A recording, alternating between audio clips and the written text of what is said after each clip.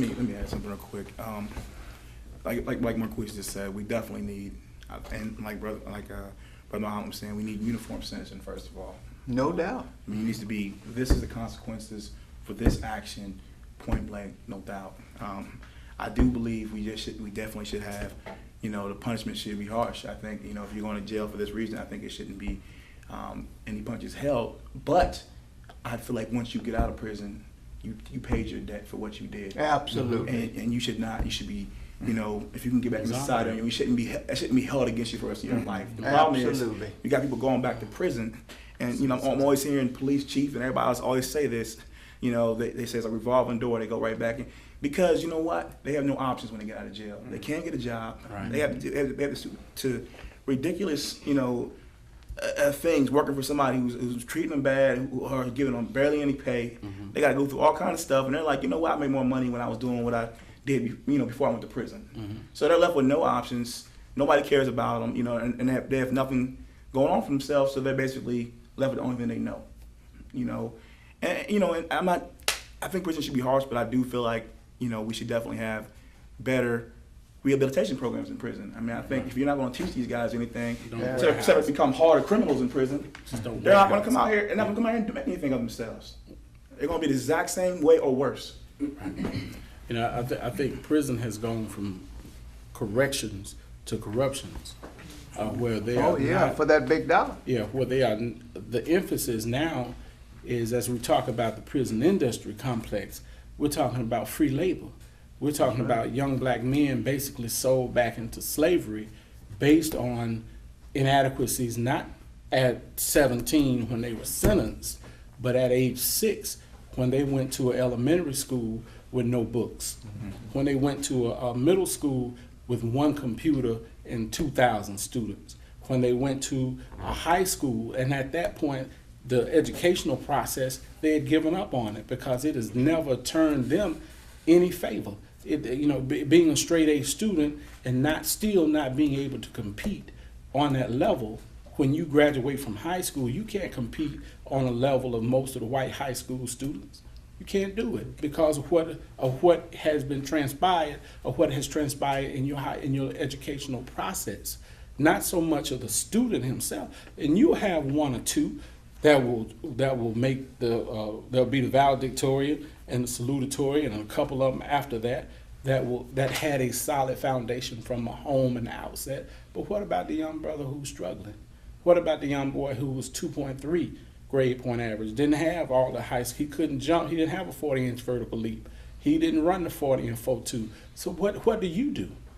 Can he work with his hands? And how do you perpetuate, how do you push him and promote him to do those things? Or do you present him and you place him? It's amazing how they can find your talent once you go to prison. Mm-hmm. And now you can build annexes onto the state capitol building with precise dimensions. And you're the chief architect, but you're in prison. Now when you get out, you can't even be certified, and you can't even use that experience to go on your resume for a job because you were a ward of the state and that time did not count. So what I'm saying as far as the equitable sentencing, because none of us know who the district court judge is or the circuit court judge in this area. How many are there? How many people are with it? I mean, how many, is it 3? Is it 5? We don't even know. The mass of the people don't know. So we don't know how to change the process. We know that the process is not giving us our due. So we rebel against it. But what I'm saying, every man tub should lie on his own bottom. But at the same time, if we have a systematic government, that government should provide for each citizen equally. Well, you and Brother Orange just brought up 2 solid things, because he's saying that you ought to know, and everybody out there ought to know, and you're saying that they don't know. Mm-hmm. So then that's a charge, right, for you black men who want to make a difference in this community. Because on my show, I've been airing my show for 8 years now, and every Sunday night the God sent pass, I'm raising the level of intelligence about all of those kinds of things within the minds of every citizen that television reach, And if they get it, good for them. If they don't get it, it's not because I and my supporters have not given it to them. Piggyback on what Brother Muhammad was saying about what do we do when it's not an even kill, or when the situation is so bad? How do we fix it or whatnot? The thought I was having is that, and it might be a little cruel, but when do we come to a point to where we take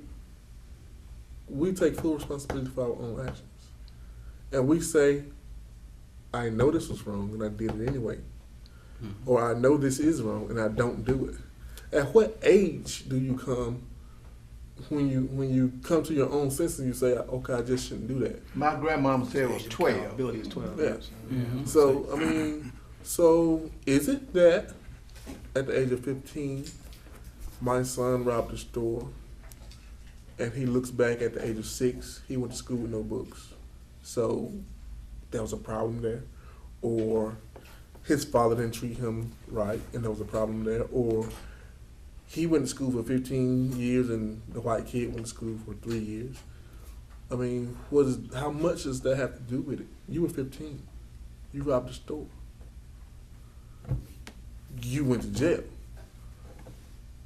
And you learn from it.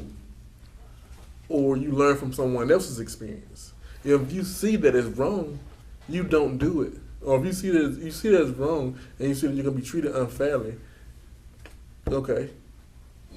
Take your time instead of doing wrong things and make the system better.